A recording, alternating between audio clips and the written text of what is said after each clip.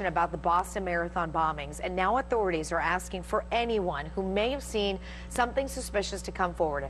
Joining us this morning, San Diego State Business Ethics Lecturer Wendy Patrick. Wendy, good morning, and thank you for being here. Good morning, thank you. Okay, this is a really good topic to talk about, because you talk about suspicious, and I was thinking about this the other day.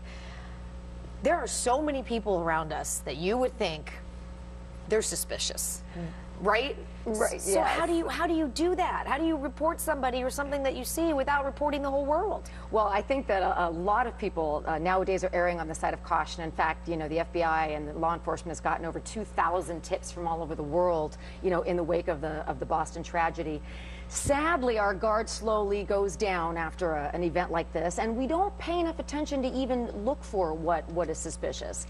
Some of the things that are coming out now, however, obviously we're going to report unattended black vinyl backpacks and pressure cookers, right? We're really going to be looking at sort of the signs of what some people are calling lone wolf activism, if you will. But one of the problems with these kinds of, they're calling them soft target events, large-scale outdoor public events, is we normally don't go with the intentions of looking for suspicious behavior. We go to watch our loved one run the race. We go to watch big sporting events.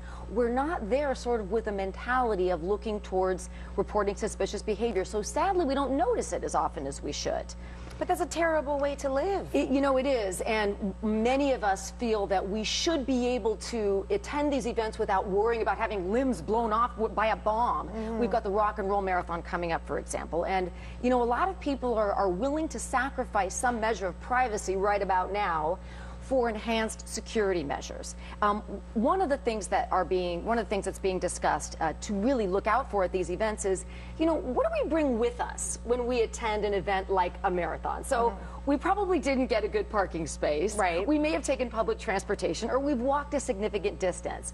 What are we carrying with us? If we see someone carrying a heavy backpack, what's in it? You know, we're really being asked to exercise a measure of common sense and caution. But how do you do that still? Because my question would be, you go to an event like this, and it's cold. I'm just hypothetically speaking. So you're not in San Diego. So you're not in San Diego. Well, right now we're in San Diego.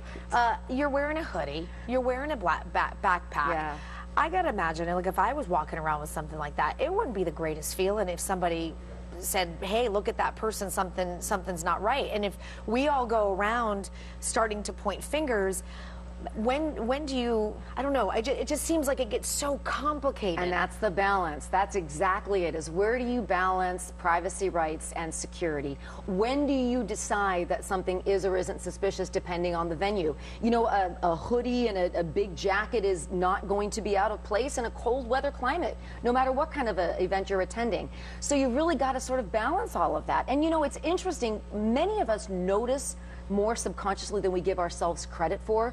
You know, you might be somewhere and just notice that somebody doesn't fit in. Maybe they're at a marathon and they're not at all focused on the race, or they're engaged in an activity that's totally inconsistent with the kind of big sporting event you came to observe.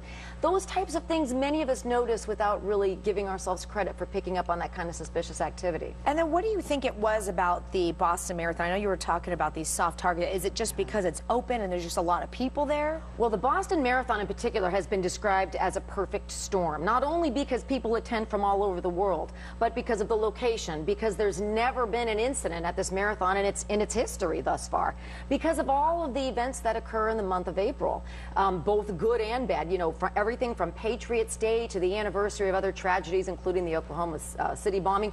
Lots of things sort of coalesce that made this a good target. That's what we're saying now in retrospect. Who's to say that other big public events won't have the same allure for somebody that wants to sadly pull off something like this? Well, I could guess maybe the takeaway would be is, you know, follow your gut. If you see something and it just doesn't feel right, you're probably better off saying something and dealing with that if it's not true, rather than not saying something at all, right? We are certainly headed in that direction right about now, aren't we? Yeah, erring on the side of caution. Well, Wendy, thank you for being here. It's always good to see you.